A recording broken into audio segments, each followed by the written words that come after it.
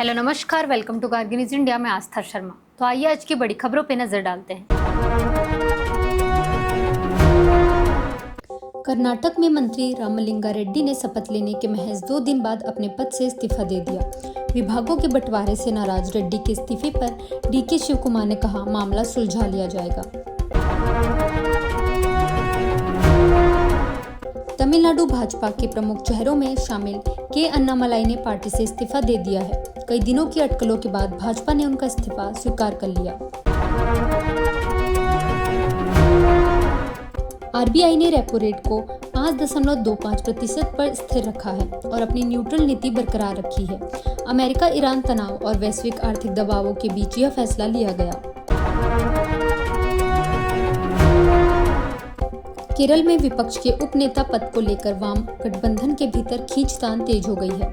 CPI अपने दावे पर अड़ी है, जबकि सीपीएम भी पीछे हटने को तैयार नहीं है। भाजपा ने तरुण चुग को राज्यसभा भेजकर पंजाब में नई राजनीतिक रणनीति के संकेत दिए हैं। वहीं रवनीत सिंह बिट्टू को मौका न मिलने से राजनीतिक अटकलें तेज हो गई है। ब्रिटेन के विदेश मंत्री की पहली नई दिल्ली यात्रा के दौरान दोनों देशों के रिश्तों को मजबूती मिली। यूनिवर्सिटी ऑफ लिवरपूल को बेंगलुरु में कैंपस स्थापित करने की मंजूरी दी गई।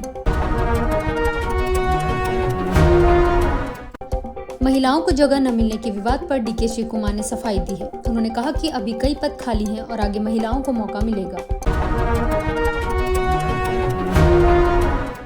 नेपाल के विदेश मंत्री शिशिर खनाल 3 दिवसीय भारत दौरे पर नई दिल्ली पहुंचे हैं। सीमा विवाद के बीच इस यात्रा को रिश्तों में नई शुरुआत के तौर पर देखा जा रहा है।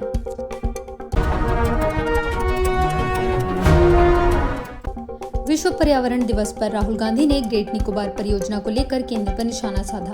उन्होंने युवाओं से पर्यावरण संरक्षण के लिए इस परियोजना का विरोध करने की अपील की।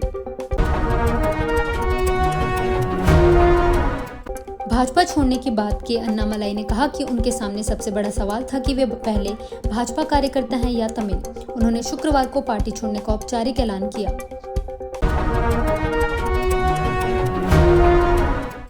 कॉकरोच जनता पार्टी के संस्थापक अभिजीत दीप के भारत रवाना हो गए हैं। उन्होंने कहा कि वे अपना भविष्य संविधान के हाथों में छोड़ रहे हैं। थल सेना प्रमुख जनरल उपेंद्र द्विवेदी ने कहा कि सेना में ड्रोन और आधुनिक तकनीकों को तेजी से शामिल किया जा रहा है। उन्होंने यूएवी और एंटी ड्रोन सिस्टम के व्यवस्थित उपयोग पर जोर दिया।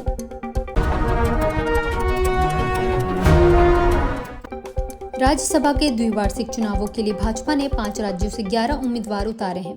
इन चुनावों के जरिए पार्टी उच्च सदन में अपनी ताकत बढ़ाने की कोशिश में है। कांग्रेस ने राज्यसभा चुनाव के लिए 7 उम्मीदवारों की सूची जारी की है। मल्लिकार्जुन खड़गे और पवन खेड़ा को कर्नाटक से उम्मीदवार बनाया गया है।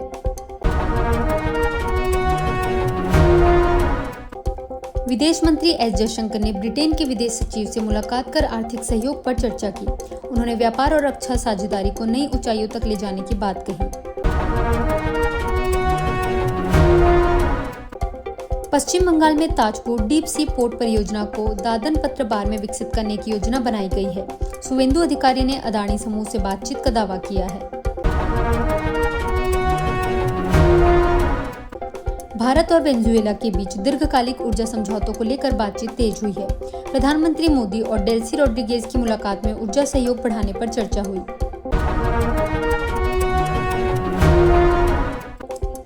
आरएसएस प्रमुख मोहन भागवत ने कहा कि भारत अभी विश्व गुरु नहीं बना है। उन्होंने कहा कि देश को अपनी सभ्यतागत मूल्यों के साथ समृद्ध और शक्तिशाली बनना होगा। असम में मुख्यमंत्री हेमंत बिस्वा शर्मा की नई कैबिनेट का विस्तार किया गया है। कई नए चेहरों को जगह मिली है, जबकि कांग्रेस से आए बड़े नेताओं को मौका नहीं मिला।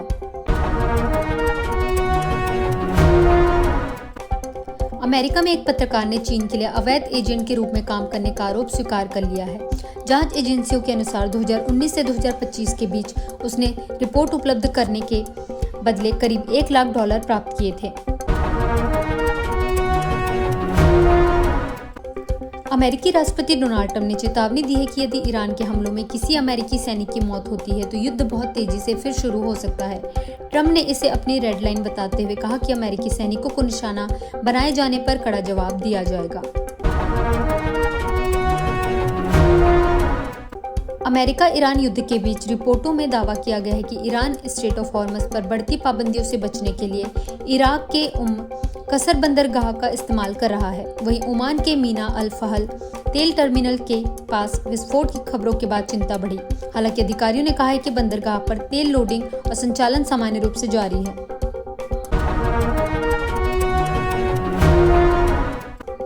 अमेरिका ईरान तनाव के बीच रिपोर्टों में दावा किया गया है कि ईरान स्ट्रेट ऑफ हॉर्मज़ की बाधाओं से बचने के लिए इराकी बंदरगाहों का सहारा ले रहा है। वहीं ओमान के एक तेल टर्मिनल के पास हुए विस्फोट से क्षेत्र में सुरक्षा चिंताएं और बढ़ गई हैं। ये थी आज की बड़ी खबरें। बने रहिए गार्गी न्यूज़ इंडिया के साथ। मैं आस्था शर्मा, धन्यवाद।